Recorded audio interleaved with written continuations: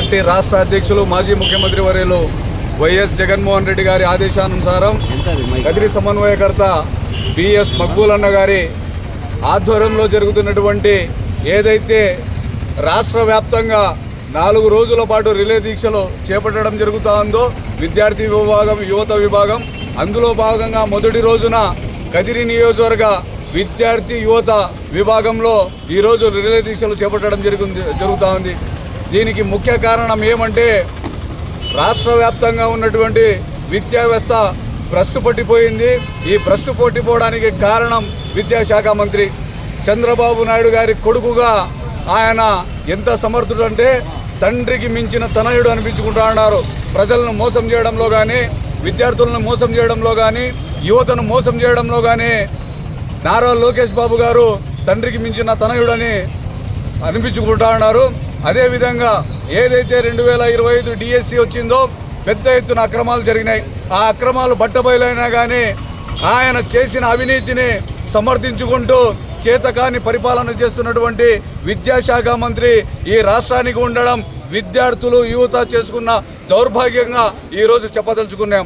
ఎందుకంటే డిఎస్సిలో అక్రమాలు, అలాగే ఫీజు రియంబర్స్మెంట్ ఇంతవరకు ₹1 ఇవ్వాల. గత ప్రభుత్వంలో జగన్మోహన్ రెడ్డి గారు ముఖ్యమంత్రిగా ఉన్నప్పుడు విద్యా వ్యవస్థ ఎంతో ఉన్నత స్థాయికి వెళ్ళడం జరిగింది ఈ రాష్ట్రంలో.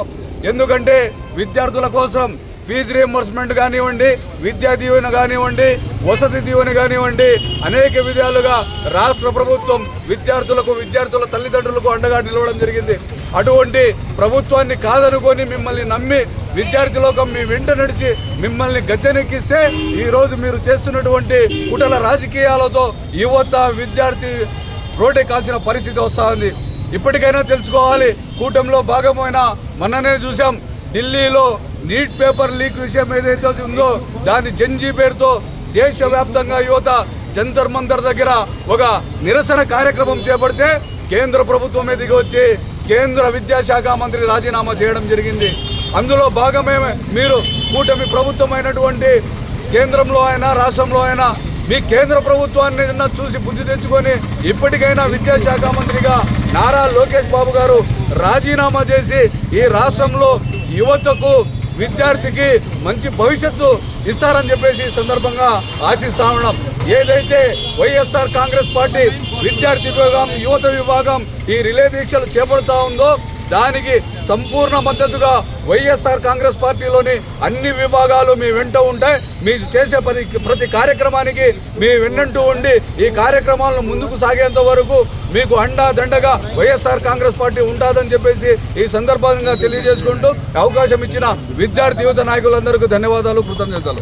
ఈ కార్యక్రమానికి విచ్చేసినటువంటి జగన్మోహన్ రెడ్డి ఆదేశాల ప్రకారము, అదే మన సమన్వయకర్త బిఎస్ మక్బూల్ అన్న గారి సూచనల మేరకే ఈరోజు కదిరిలో విద్యార్థి విభాగం తరఫున మరియు యువత తరఫున మరియు మన వైఎస్ఆర్ కాంగ్రెస్ పార్టీ పెద్దల తరఫున అందరూ కూడా ఇక్కడ మనం రిలే నిర్వహణ చేయడం జరిగింది. ముఖ్యంగా ఈరోజు కూటమి ప్రభుత్వం వచ్చి దాదాపు 2.5 సంవత్సరం గడుస్తుంది. ఏ ఒక్క డెవలప్మెంట్ లేదు.